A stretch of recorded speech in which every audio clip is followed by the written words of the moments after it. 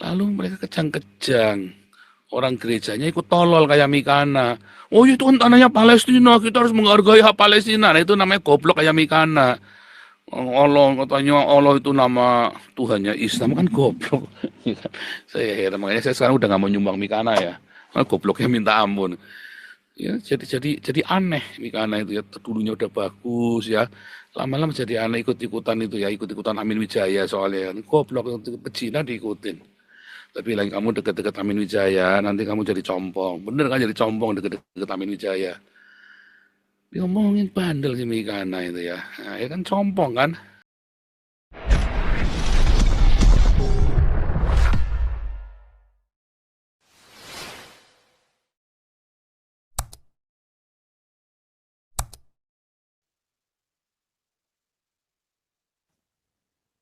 Dia Dora mau Shalom, ngomong.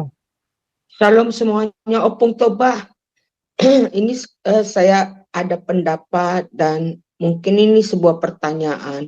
Ya, tadi kenapa Indonesia tidak bisa mengubah haluannya untuk membuka diri terhadap Israel ya, dan melihat kebenaran akan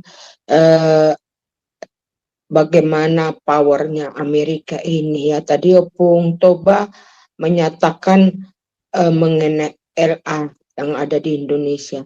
Tapi semuanya itu juga kan karena ada berkaitan dengan mayoritas ini, Opung Toba, grup-grup MU, NU yang membuat mereka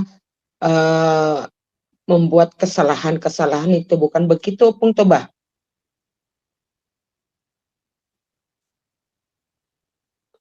Iya, iya.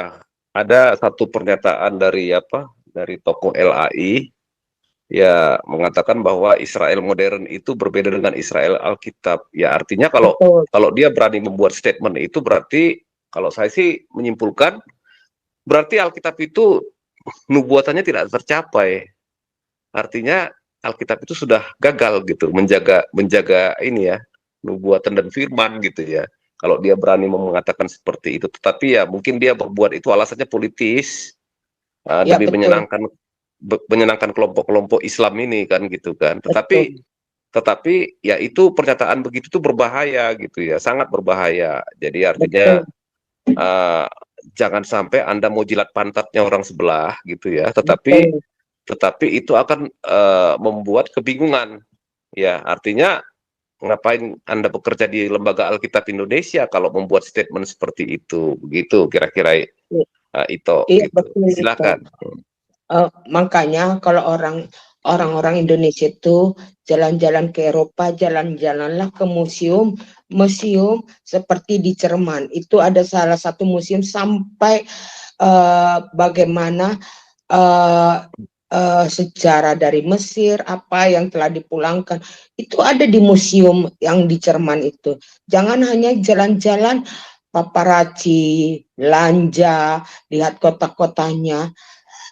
Belajarlah kalau mau traveling itu ke museum sejarah-sejarah itu. Rata-rata orang Indonesia kalau jalan-jalan kan hanya melihat kota-kotanya, melihat membeli barang-barang yang apa, yang mehong gitu ya. Betul. Cobalah belajar kalau traveling itu ke Eropa, tengok di mana museum sejarah itu, seperti di Tirol, bagaimana ada di situ perjalanan kerajaan Austria. Kalau ke Jerman, bagaimana perjalanan kerajaan Jerman itu. Jangan jalan-jalannya hanya foto paparazzi, tempat-tempatnya ya tempat yang belanja yang mehong. Jadi sebenarnya satu itu, kedua, Opung Toba, kalau saya salah boleh di Opung Toba ralat ya. Kedua, sebenarnya LAI itu bahasanya kan bahasa Indonesia. Mereka tidak mau memperbandingkan dengan melihat bahasa Indonesia itu kan bukan bahasa yang utuh. Bahasa Indonesia itu adalah bahasa yang diserap ya Opung Toba dari berbagai makanya dulu kan bahasa Indonesia dibilang Melayu, Indonesia Melayu ya. yang akhirnya diserap dari berbagai bahasa lain. Coba mereka itu belajar tentang dari gulungan kitab itu ya, seperti tadi Pak Paul mengatakan sama si Mikana ya tentang apa perkataan Allah. Karena di gulungan kitab itu tidak ada Allah, tetap Jehovah. Bahkan bahasa di Bible bahasa Jerman, kalau enggak God, Hergot atau Highlander atau yang paling banyak Jehovah.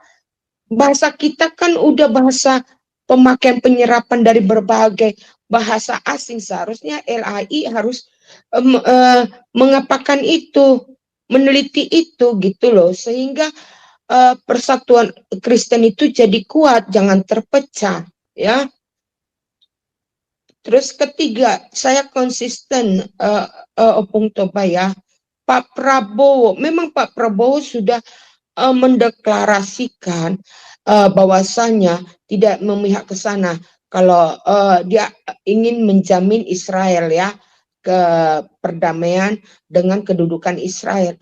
Nah, sebenarnya Pak Prabowo kurang tegas dalam hal ini karena dia adalah pemimpin bangsa, dia adalah presiden ya. Seharusnya dia mengatakan, oke, ini saatnya kita berubah menjadi negara yang benar-benar demokrasi dan nasional. Semua ormas agama keluar bersuara dan mempunyai kursi di dalam pemerintahan. Itu yang paling tepat Pak Prabowo. Makanya saya pun kurang setuju. Pak Prabowo kayaknya main Lego lah, main Lego ya, permainan Lego itu. Jadi saya rasa kurang tepat apanya Pak Prabowo gitu, Opung Toba. Benar tidak? Iya, sebetulnya kalau saya melihat upaya-upaya yang dilakukan oleh Pak Presiden Prabowo itu justru yang malah mengembalikan Indonesia sebagai negara non-blok, tidak memihak. Bagaimana kita mau jadi juru damai kalau kita memihak dan tidak netral? Nah, ini persoalannya kan di situ. Nah, berbeda Ya, mindset. Iya, ya silakan Tok. Jawab dulu sampai selesai dulu, Bung Toba. Iya, jadi apa yang dilakukan oleh Pak Prabowo itu dia mengembalikan Indonesia posisinya sebagai negara non-blok, ya. Bagaimana dia mau jadi juru damai kalau dia tidak mau mengenal Israel?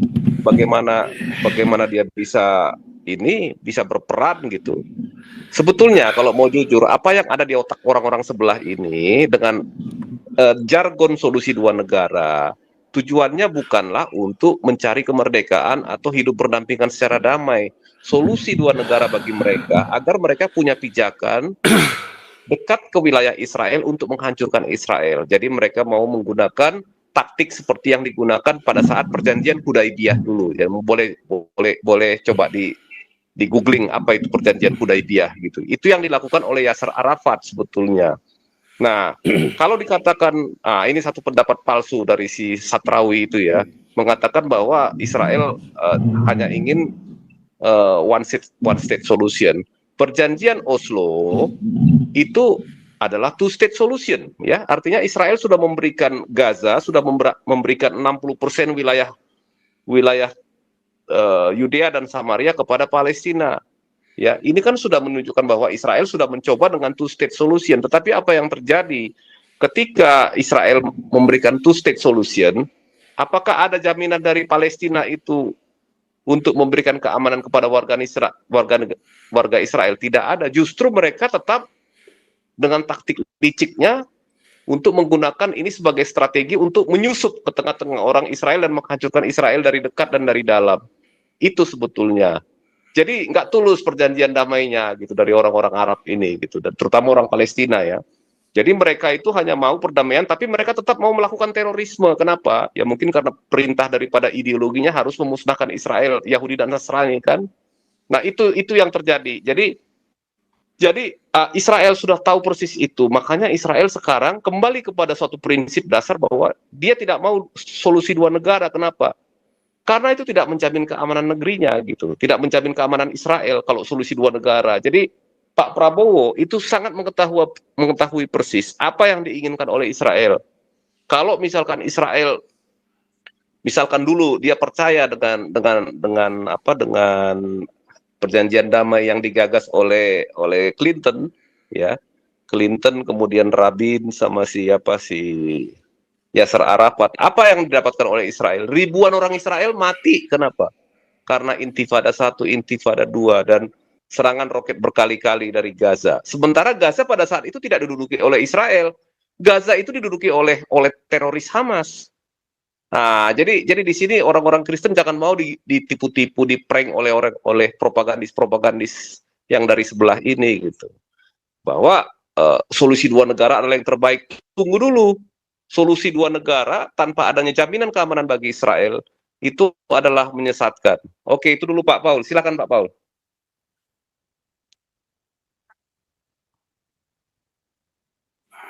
Sebentar ya, ini mau saya rusak nih soalnya nih. Saya nggak tahu Iya, nih nggak apa-apa Pak. mau saya rusak. Jadi kalau buka mikrofon tuh susah sekali saya. Geser-geser juga susah. Ya. Dari kemarin beli mouse salah terus saya. Nggak bagus. Oke, kita lanjut aja. Ini Pak Teddy, saya matikan dulu mikrofonnya nih. Matikan Pak Teddy aja nggak bisa nih saya. Mematikan mikrofon Pak Teddy susah sekali. Matikan aja dulu Pak Teddy, mikrofonnya Pak Teddy. Berisik sekali, backgroundnya Pak Titi berisik sekali soalnya itu. Oh iya, ada background yang masuk yang kurang enak didengar. Ya, matikan mikrofonnya, dimatikan Pak Titi. Ada backgroundnya itu Pak Titi, terlalu keras backgroundnya. Oke, jadi ya sebetulnya Israel itu sudah setuju. Oke, bikin solusi dua negara. Kita coba nih seluruh Gaza kita kembalikan kepada siapapun lah kalian namanya lah. Ya kan, namanya siapa nggak tahu dah pokoknya nih. Oke, kami tinggalkan Gaza. Kan tidak ada negara Palestina kan dari itu nggak ada. Pokoknya siapapun kamu lah, kamu orang dari mana? Apa itu orang Palestina? Ya bukan, itu orang Mesir. Dah kasihin. Apakah jadi baik? Enggak. Kan sudah dicoba. Ya, apa yang dimauin Prabowo itu sudah benar. Cuman Prabowo itu tidak ada dukungan dari kita. Ketemu gereja tadi si Ompong bilang, ini gerejanya ya compong. Nah, gereja ini compongnya kayak Mikana. Oh, itu Allah kan nama Tuhannya Islam. Nanti ada anak gundul keriting hitam, udah gundul keriting hitam, coba bayangin coba. Datang sama Bu Dora, ini aku anaknya suamimu Bu Dora mau iya aja begitu. Kan compong. Jadi cek dulu nih siapa orang. Jangan orang ngaku-ngaku langsung diiyain. Saya ini orang Palestina, penduduk asli dari negara ini. Nggak boleh, cek dulu. Ternyata dicek, lah kamu datang dari mana? Ternyata dari Yordan, dari Mesir, dari Syria. Lah kamu ke sopo? Loh, dicek. Ya kan? Ini pernah kejadian ya. Kasus ini kejadian. Ya, ini kejadian nyata. Opa saya punya 11 rumah di jalan raya besar itu ya. Punya 11 rumah opa saya. Nah, di zaman dulu ya, itu kalau bilang kontrak ya, dikontrakan, dia bayar setiap tahun ya. Biasanya ya dibiarkan sampai nggak diusir. Kenapa? Persaudaraan. Tidak ada hukumnya kontrak seumur hidup, nggak ada. Karena persaudaraan sesama orang Tionghoa. Nah, terus jadi di situ banyak yang kontrak ya. Kami tinggal di bagian belakang rumah itu. Di depan rumah itu kan itu rumahnya besar panjang ya. Jadi ada 11 rumah. Itu semua terus kita satu-satu kita minta pergi. Lalu ada di situ satu orang enggak mau pergi. Loh, kita ini punya hak di sini begini. Kalau kamu ngusir saya, kamu kudu ngasih pesangon sebesar 15% harga NJOP-nya kalau nggak salah ya. Wih, mahal sekali tuh di pinggir jalan, saudara. Masih pesangon sebagai cukup bisa berapa puluh juta zaman itu tahun 1990. Jadi kikir lah itu ya, dia pakai marinir, pakai segala macam. Ketemunya papa saya. Dan marinir dikaplok sama papi saya, saudara ya. Dikaplok. Ini kamu diterusin apa mau kaplok-kaplokan nih. Nah, begitu marinirnya dikaplok, orang ini, tadi kan saya berhak di sini kan dari papa saya kan nggak tahu menau. Ini kan papa saya, jawabnya gitu saudara. Lah ya iya, ini kan punyanya mertua saya, kata papi saya. Ini punyanya mertua saya. Ada catatannya, ada buktinya. Ya tapi kan saya sudah di sini dari kakek saya. Nah itu tuh, saya sudah di sini dari kakek saya. Saya enggak kenal kakek kamu. Saya taunya kamu di sini, ada di sini, dan kamu ninggalin rumah mertua saya. Mertua saya nyuruh saya untuk ngusir kamu. Kalau kamu mau pesangon, ya enggak boleh begitu cara, itu namanya kamu mau ngerampok kita. Ini kejadian nyata, saudara ya. Akhirnya singkat punya singkat, dari minta 30% dari harga NJOP-nya, akhirnya cuma dibayar waktu itu sewa untuk bayar dia sewa tempat lain selama 3 tahun. Coba tetap dibayar loh saudara. Itu persis dengan Israel hari ini. Ya, udah ngalah, masih bayarin orang-orang Palestina itu, West Bank sama di Gaza itu, kamu kira airnya dari mana, listriknya dari mana? Dari Israel. Pajaknya masuk ke mana? Pajaknya masuk ke mereka. Pajaknya masuk ke otorita Palestina, listrik dan airnya yang bayari Israel. Ini persis nih kejadiannya nih. Nah, kurang ajar ini orang-orang ini kan. Udah dikasih internet, listrik, air, masih ngelunjak. Katanya Israel takut. Kan kurang ajar ini, ya kan? Nah, itulah yang terjadi hari ini dengan kondisi yang ada di Israel. Jadi kalau ada orang ngeklaim, ini kan punya kakek saya sudah di sini jadi kakek saya nggak. Nah iya, diklaim sejarahnya, itulah pentingnya sejarah. Masalahnya sejarahnya Islam dan sejarahnya dunia udah dihapus. Udah nggak ada. Kamu tahu nggak orang Islam itu nama Allahnya Hubal? Nggak ada yang tahu orang Islam. Karena dihapus. Dihapus semua ya, tahun 1920-an itu orang-orang Wahabi itu meruntuhkan semua arkeologinya Islam. Nah padahal kalau kita runut sejarahnya, Allahnya Islam itu namanya Hubal. Allah itu bukan nama. Tadi itu yang si Budora tanya Mikana. Jadi bukan salahnya LAI, salahnya Budora kenapa nurutin Mikana. Salahnya Mikana kenapa dia goblok. Kenapa nggak mau sekolah? Iya kan?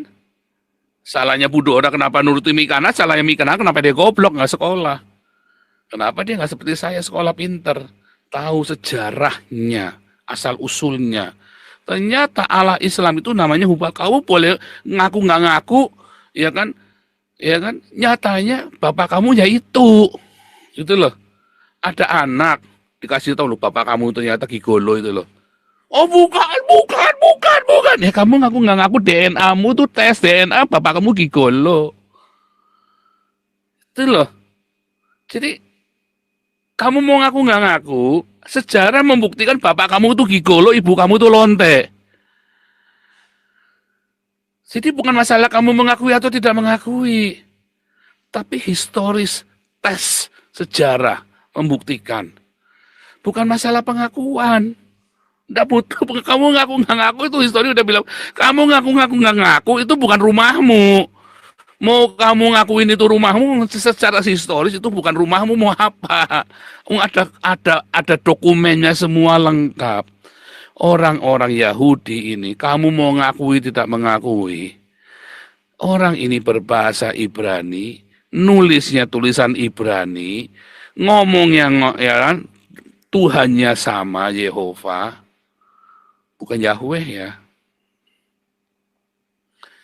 Dia adalah orang-orang yang punya hak di situ, dokumennya ada. Alkitab yang dipegang orang Kristen, orang Katolik, orang Mormon, saksi Yehova, orang Yahudi pegang Alkitab yang sama. Bahkan di dalam Al-Quran pun dituliskan itu tanahnya orang Yahudi. Lalu kita mau nurutin sama itu orang Palestina yang pemegang haknya, goblok. Kayak Mikana goblok, kayak Edis goblok. Ya kan? Kan goblok, makanya kamu harus belajar sejarah yang benar. Itulah sebabnya Alkitab itu adalah sebuah buku sejarah yang disucikan. Penting, di dunia ini tidak ada buku sejarah yang setua dan selengkap Alkitab. Tidak ada. Ya, untuk Allah kan nama Tuhannya Islam, siapa bilang? Siapa bilang? Sebelum Muhammad brojol, Yasua Al-Masih itu disebut Allah. Makanya Muhammad kejang-kejang kelojotan bilang, telah kafirlah orang yang berkata bahwa Allah adalah Yasua Al-Masih. Itu bukti bahwa sebelum Muhammad lahir, orang Kristen di Arab sudah memanggil Yesus adalah Allah. Jadi Allah itu bukan nama. Karena aslinya nama Allahnya Islam itu adalah Hubal. Aslinya tanah itu bukan punya orang Palestina. Orang Palestina yang sekarang itu bahkan namanya di dalam Al-Quran pun tidak ada. Kata Palestinanya itu pun dia bukan orang Yunani. Palestina itu orang Filistin yang asli itu orang Yunani dari Pulau Kreta. Dan mereka berbahasa Yunani. Lah orang yang sekarang bahasanya bahasa Arab, nyembahnya bukan Dagon, nyembahnya Allah yang namanya Hubal itu. Bilangnya Allah Akbar, bukan bilang Dagon Maha Besar, tapi bilangnya Allah Akbar. Jadi sudah pasti itu bukan tanahnya orang Palestina. Prabowo tahu itu. Ya, Prabowo tahu. Prabowo belajar di sini. Jangan percaya saya, Prabowo tahu historinya belajar di sini. Cuman kita yang berani ngomong terang-terangan begini. Ya, lalu mereka kejang-kejang. Orang gerejanya ikut tolol kayak Mikana. Oh itu kan tanahnya Palestina, kita harus menghargai hak Palestina. Nah, itu namanya goblok kayak Mikana. Allah katanya Allah itu nama Tuhannya Islam kan goblok. Saya heran, makanya saya sekarang udah nggak mau nyumbang Mikana ya. Gobloknya minta ampun. Ya, jadi aneh Mikana itu ya, dulunya udah bagus ya, lama-lama jadi aneh ikut-ikutan itu ya, ikut-ikutan Amin Wijaya soalnya goblok ke Cina diikutin. Tapi lagi kamu deket-deket Amin Wijaya, nanti kamu jadi compong, bener kan jadi compong deket-deket Amin Wijaya. Diomongin bandel si Mikana itu ya, nah, ya kan compong kan. Nah, Budora jangan ikut-ikutan compong. Salahnya LAI bukan LAI, Mikana yang goblok. LAI itu banyak yang dokter-dokter teologi, jangan salahin. Ya, beberapa dosen saya dulu adalah orang-orang di LAI dulu ya. Mereka pintar, bahasa Ibraninya jago, bahasa Ibraninya itu jago sekali. Jadi jangan ngomong LAI salah. Budora siapa nyala-nyalain LAI? LAI ini pintar sekali, orang-orang di LAI itu pintar sekali. Tapi kalau saya bilang salah, saya ini juga dokter. Jadi saya tahu kapan LAI salah. Tidak ada manusia yang sempurna. LAI pun tidak sempurna bikin salah. Tapi jangan nyala-nyalain. Beda ya. Oh LAI pernah salah. Tapi jangan nyala-nyalahin. LAI itu berbuat demikian itu sudah sedemikian bagaimana? Karena bahasa Indonesia ini memang bahasa yang kacau. Lalu mau pakai bahasa Arab, apa mau pakai bahasa Ibrani? Tambah susah lagi. Tambah susah lagi. Ya sudah, apa yang sudah ada tinggal disesuaikan, dikasih pengertian. Tinggal kamu compong apa enggak, dikasih pengertian mau apa enggak. Kalau Mikana kan diajarin malah ngajarin saya. Kamu diajarin biar pintar, malah kamu merasa lebih pintar dari saya kan compong. Nah, kamu sekolah S1 aja belum kelar. Mengajari saya sudah doktor. Yang sudah punya sekolah teologi, kamu S1 aja nggak kelar-kelar. Mengajari saya, kan edan kamu ini. Iya kan? Kan edan. Nah, jadi sebetulnya kesalahan semua dari Indonesia, Palestina, Israel, semua ini gara-gara sejarah, gara-gara historis. Ya, Zelensky tiba-tiba mau ngerapat ke Uni Eropa, kan compong ini. Sejak kapan Zelensky itu orang Eropa? Dia itu orang Rusia. Ya kan, nenek moyangnya dari sana. Kenapa jadi deket-deketnya ke sini? Kayak Indonesia mau jadi anggota Uni Eropa bisa nggak? Nggak bisa. Ya kayak si Turki mau jadi anggota Uni Eropa, ya nggak bisa lah. Kamu Islam, satu kamu Islam. Ya kan, kedua kamu ada di Turki, di Asia, bukan di Eropa. Lah kamu jadi anggota Uni Eropa kan nggak lucu. Tapi kan kita dulu Yunani, iya kamu dulu jajahan Yunani. Goblok, makanya si Erdogan tidak diterima jadi anggota Uni Eropa, ngamuk-ngamuk dia. Udah dikolak jadi anggota Uni Eropa malah danai terorisme, kan compong lagi ini si Erdogan ini sakit jiwa kan. Nah itu loh, kamu harus belajar sejarah yang benar, pentingnya sejarah. Makanya ini saya belajar sejarah sungguh-sungguh. Saya pertama kali saya di Haifa saya dibuka ya tentang sejarah itu apa. Saya selalu diingatkan ya ketika saya lagi menafsirkan, kamu tidak menafsirkan loh. Kamu tidak boleh menafsirkan di sini. Saya diingatkan terus loh. Saya tidak lagi menafsirkan. Saya sedang memberitakan fakta sejarah. Coba bayangin saudara. Saya tidak lagi menafsirkan. Dosen saya, profesor saya selalu ngomong begitu. Dan saya selalu dipulangin, iya ya. Kamu harus bedakan tafsiran dengan fakta sejarah. Sejarah adalah sebuah fakta. Nah, dari fakta ini maka bisa menghasilkan penafsiran-penafsiran. Contoh nih ada fakta ya di zaman kolonialisme Belanda VOC datang. Ini faktanya. Lalu Belanda datang membangun jalan Anyer Panarukan. Ini faktanya. Di sana banyak sekali budak-budak dipekerjakan rodi paksa. Itu faktanya, saudara. Apa yang kamu pahami? Oh, Belanda kurang ajar. Tapi ternyata ada fakta lain. Itu sudah dibayar loh sama Belanda. Uangnya dikasihkan ke bupati. Tapi sama bupati yang Islam tidak dibayarkan kepada budak-budak ini. Tapi tetap kurang ajar. Ya Belanda nggak urusan. Berarti Belanda ikut terlibat, nggak urusan. Tergantung kalau kamu orang-orang humanis, maka kalau zaman modern ini kamu bilang Belanda ya tetap salah. Harusnya di stop proyeknya itu. Begitu tahu nggak dibayar harus di stop. Tapi itu sekarang. Zaman dulu ya nggak mau tahu. Ada konteks yang berbeda.